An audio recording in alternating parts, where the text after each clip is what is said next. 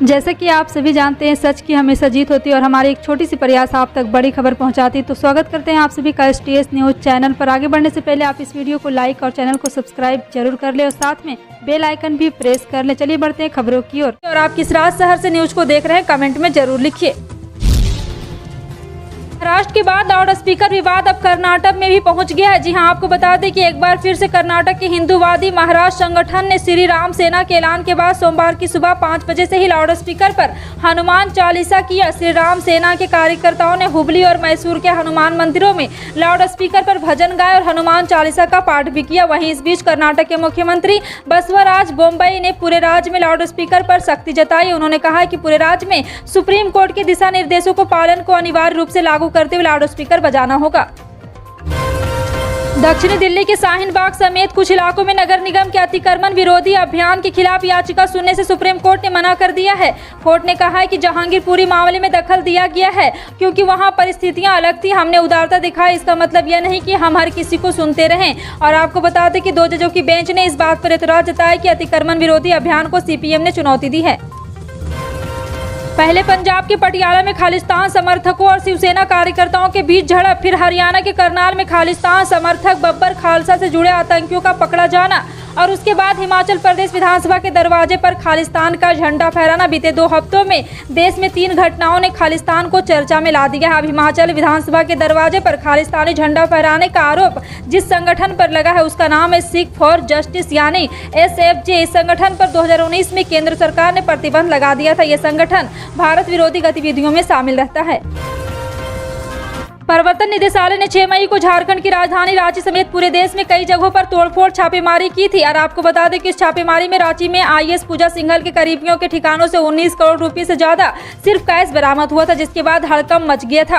करोड़ों की बरामदगी और मनी लॉन्ड्रिंग के केस में अब ED IAS पूजा सिंघल से पूछताछ करेगी। ED ने पूजा सिंघल को इसके लिए समन भेजा है। उन्होंने मंगलवार को ED कार्यालय में 11 बजे उपस्थित होने का निर्देश दिया है। जानकारी के मुताबिक इन दिनों से पूछताछ के बाद और ED के हाथ कई सुराग लगे, इसलिए अब ED सीधे पूजा सिंघल से पूछताछ करना चाहती है। ED खूंटी में 18 करोड़, चतरा जिले में 4 करोड़ के हुए मनरेगा घोटाले में मामले में पूजा सिंघल पूछताछ करेगी। महाराष्ट्र नवनिर्माण सेना यानी मनसे प्रमुख राज ठाकरे के खिलाफ भारतीय जनता पार्टी सांसद बृजभूषण शरण सिंह ने मोर्चा खोल दिया है। अब बृजभूषण शरण सिंह ने राज ठाकरे को कालनेमी और दुष्ट बताते हुए मंच से चैलेंज देते हुए कहा कि राज ठाकरे को अयोध्या में घुसने नहीं दूंगा। उन्होंने कहा कि राज ठाकरे हिंदूवादी नहीं बल्कि कालनेमी है। राज ठाकरे पर निशाना साधते हुए बृजभूषण शरण सिंह ने कहा है कि उत्तर भारती से माफी मांगो और फिर अयोध्या आओ। मुख्यमंत्री नीतीश कुमार का सोमवार को जनता दरबार कार्यक्रम था। इसके बाद उन्होंने पत्रकार से बातचीत की। उन्होंने BPSC परीक्षा के प्रश्न पत्र लीक मामले, Dharmendra Pradhan, uniform civil code और जातिगत जनगणना पर अपनी बात कही। नीतीश कुमार ने यूनिफॉर्म सिविल कोड की बात करते हुए कहा कि अमित शाह ने कहा था कोरोना के बाद यूनिफॉर्म सिविल कोड लागू किया जाएगा, इसकी जानकारी है, लेकिन यह कब लागू किया जाएगा ये केंद्र सोचना है। CM नीतीश कुमार ने कहा है कि जहां तक बात 3 देशों की अल्पसंख्यक को शरण देने की है, इस पर केंद्र सरकार को ही फैसला लेना होगा। BPSC से सवाल पर नीतीश कुमार ने कहा है कि इस पर सरकार पूरी तरह से एक्शन ले रही है, इसमें कोई भी तत्काल प्रभाव से एक्शन लिया है। तृणमूल कांग्रेस के एक वरिष्ठ नेता ने आशंका जताई कि केंद्र की भाजपा सरकार 2024 के लोकसभा चुनाव से पहले पश्चिम और यहां पे आपको बता दें कि एक बार फिर से पश्चिमी बंगाल में राष्ट्रपति शासन लग सकता है। और यहां पर दावा किया जा रहा है कि राष्ट्रपति शासन सरकार लगा सकती है। हमारे सहयोग अखबार द इकोनॉमिक टाइम के दिए गए इंटरव्यू में राज्यसभा सदस्य और तृणमूल के राष्ट्रीय प्रवक्ता सुखेंदु शेखर ने कह दिया है कि इसके लिए भाजपा ने चौतरफा रणनीति तैयार कर ली। उन्होंने कहा है कि बीजेपी उत्तर बंगाल को राज्य के बाकी हिस्सों से अलग करने की कोशिश में है। पश्चिम बंगाल की मुख्यमंत्री ममता बनर्जी ने चक्रवात आसानी के मद्देनजर झारग्राम और पश्चिम मेदिनीपुर जिले के अपने 3 दिवसीय दौरे को 1 सप्ताह के लिए टाल दिया है। सरकार के एक वरिष्ठ अधिकारी ने सोमवार को यह जानकारी दी। उन्होंने बताया कि मुख्यमंत्री का दौरा 1 सप्ताह के लिए टाल दिया गया। वह 10 से 12 मई तक दोनों जिलों के दौरे पर जाने वाली थी। अब उनका दौरा 17 से 19 मई के बीच होगा। उत्तराखंड के मुख्यमंत्री पुष्कर सिंह धामी ने 31 मई को होने वाले चंपावत विधानसभा उपचुनाव के लिए सोमवार को नामांकन कर लिया है। चंपावत में धामी के नामांकन के दौरान भाजपा के प्रदेश प्रभारी दुष्यंत गौतम, सह प्रभारी रेखा वर्मा, केंद्रीय रक्षा राज्य मंत्री अजय भट्ट, प्रदेश पार्टी अध्यक्ष मदन कौशिक, मुख्यमंत्री के लिए चंपावत सीट छोड़ने वाले पूर्व विधायक कैलाश गहतोड़ी, प्रदेश मंत्रिमंडल के कई मंत्री तथा कुमाऊं क्षेत्र के विधायक मौजूद रहे।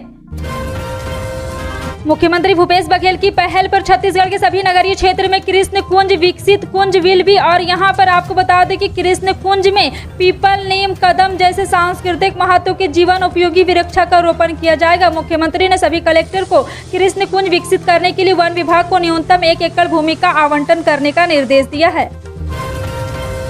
दिव्यांग किशोर को फ्लाइट में न बैठने देने के मामले में तूल पकड़ने पर इंडिगो के सीईओ रॉनजॉय दत्ता ने खेद व्यक्त किया है। यही नहीं, उन्होंने इलेक्ट्रिक व्हील चेयर खरीद कर देने की भी बात कही। इंडिगो एयरलाइन कंपनी के प्रतिनिधि ने रांची एयरपोर्ट पर दिव्यांग किशोर को फ्लाइट पर चढ़ने देने से रोक दिया था। यही नहीं, किशोर के परिवार और अन्य यात्रियों की ओर से जब इसे लेकर आपत्ति जताई गई तो एयरलाइन कंपनी के कर्मचारी ने उनसे बहस भी की थी। 7 मई को हुए वाकये को लेकर कंपनी के सीईओ ने माफी मांगते हुए कहा है कि हम सभी को इस घटना से दुख पहुंचा है। मेघालय के गवर्नर सत्यपाल मलिक ने कहा है कि सरकार ने पिछले साल दिसंबर में किसानों से जो वादा किया था उसे अभी तक पूरा नहीं किया है। एमएसपी यानी मिनिमम सपोर्ट प्राइस की वकालत करते हुए सत्यपाल मलिक ने कहा है कि सरकार को एमएसपी पर कानून बनाना चाहिए। यही नहीं, सत्यपाल मलिक ने यह भी कहा है कि किसानों ने दिल्ली की सीमाओं पर अपना धरना खत्म किया है, लेकिन उनका आंदोलन अभी जारी है। सत्यपाल मलिक किसान आंदोलन के समय भी सरकार के खिलाफ जाकर उनके पक्ष में बोलते रहे। बीते 10 सालों में पीएम नरेंद्र मोदी, नीतीश कुमार, कैप्टन अमरिंदर सिंह समेत कई दिग्गज नेताओं और राजनीतिक दलों के लिए रणनीति बना चुके प्रशांत किशोर अब नेता के अवतार में उतरने की तैयारी में। वहीं क्रिकेटर, कॉमेडियन से नेता बने नवजोत सिद्धू कांग्रेस में किनारे लगे हुए और अपनी भूमिका की तलाश में। इन दोनों का जिक्र यहाँ पर एक साथ हम इसलिए कर रहे हैं क्योंकि दोनों ही नई पारी खोलने जा रहे हैं, उनके साथ आने के कयास भी लग रहे हैं। दरअसल बीते दिनों जब प्रशांत किशोर कांग्रेस के साथ न जाने की खबर आई तो उसी दिन पार्टी में कार्रवाई का सामना कर रहे नवजोत सिद्धू ने उनके साथ अपनी एक तस्वीर साझा की थी। केरल सरकार सभी विधानसभा क्षेत्र में मई के अंत तक चुनिंदा बीपीएल परिवारों को मुफ्त इंटरनेट सर्विस प्रदान करने के लिए कमर कस रही है। मुफ्त इंटरनेट सर्विस प्रदान करने की सरकार की इस महत्वाकांक्षी योजना के तहत 20 लाख से अधिक परिवारों को फ्री इंटरनेट दिया जाएगा। इस प्रोजेक्ट को 2017 में पिनरई विजयन सरकार द्वारा लॉन्च किया गया था और इसे केरल ऑप्टिकल फाइबर नेटवर्क नाम दिया गया था। TNN की एक रिपोर्ट के अनुसार इस प्रोजेक्ट की देखरेख Kerala state IT infrastructure limited द्वारा की जाती है। 1 जनवरी 2022 को पीएम किसान सम्मान निधि योजना के तहत 10वीं किस्त जारी की गई थी। इसके बाद किसानों को अप्रैल में अगली किस्त मिलने का इंतजार था, क्योंकि इस योजना के तहत हर 4 महीने पर किसानों के खाते में 2000 रुपये और सालाना 6000 रुपये भेजे जाते हैं। ऐसे में 4 महीने बाद अप्रैल में किसानों की अगली किस्त आनी चाहिए थी, लेकिन अभी तक जारी नहीं की गई। वहीं किसानों की 11वीं किस्त का इंतजार बेसब्री से, ऐसे में KYC कराना अनिवार्य कर दिया। पीएम किसान KYC कराने की अंतिम तारीख 31 मई से, हालांकि यह स्पष्ट नहीं हो पाया कि 11वीं किस्त का पैसा बिना KYC कराने वाले किसानों के खाते में आएगी। 2022 यानी इस साल का पहला चंद्र ग्रहण 16 मई को लगने जा रहा है, जो पूर्ण चंद्र ग्रहण होगा। इस दिन वैशाख की पूर्णिमा भी है। इस दिन पवित्र नदियों में दान, स्नान आदि किया जाता है, लेकिन ऐसी मान्यता है कि ग्रहण के दौरान कोई भी शुभ कार्य नहीं करने चाहिए और ऐसे में भगवान की पूजा भी नहीं की जाती है। वहीं सूर्य ग्रहण की तरह यह चंद्र ग्रहण भी भारत में दिखाई नहीं देगा, जिस वजह से सूतक काल मान रहेंगे। जी हाँ, आपको बता दें कि एक बार फिर से भारत में यह चंद्र ग्रहण नहीं दिखाई देगा। अगर आप भी मल्टी बैगर स्टॉक में निवेश करते हैं तो आपके लिए फायदे वाली खबर हो सकती है। ऐसी एक बैंक में सेक्टर कंपनी का स्टॉक है जो निवेशकों के पैसे को हर 4 साल के बाद डबल कर देती है। यह कारनामा वर्ष 2009 से हो रहा है। जी हां, आपको बता दें कि कोविड-19 महामारी के दौरान कई ऐसे मल्टी बैगर स्टॉक पैदा हुए जिसने निवेशकों को भर भर कर रिटर्न दिया। वित्त वर्ष 2022 के आसपास 190 में से 90 शेयरों ने निवेशकों के पैसे को डबल किया। हालांकि कुछ स्टॉक ऐसे हैं जो इस सूची में नहीं है। बिहार लोक सेवा आयोग की प्रतियोगी परीक्षा लीक होने पर राज्य में जमकर राजनीति हो रही है। बिहार विपक्ष के नेता तेजस्वी यादव के बाद आरजेडी विधायक प्रताप यादव ने कहा है कि सरकार पर हमला बोला। उन्हें से लेकर सोशल मीडिया पर ट्वीट कर कहा, नाकामी की पराकाष्ठा पार कर चुकी इस कुशासन को तकनीक शर्मा भी नहीं आती है। जी हां, आपको बता दें कि बीपीएससी जैसी प्रतिष्ठित परीक्षा को भी आरसीपी टैक्स के हवाले बेच दिया। बीपीएससी पेपर लीक से बिहार शर्मसार हुआ। जात पात, कुर्सी की लालच और पार्टी फंड के चक्कर में बेरोजगार युवाओं के भविष्य खिलवाड़ बंद कीजिए साहब।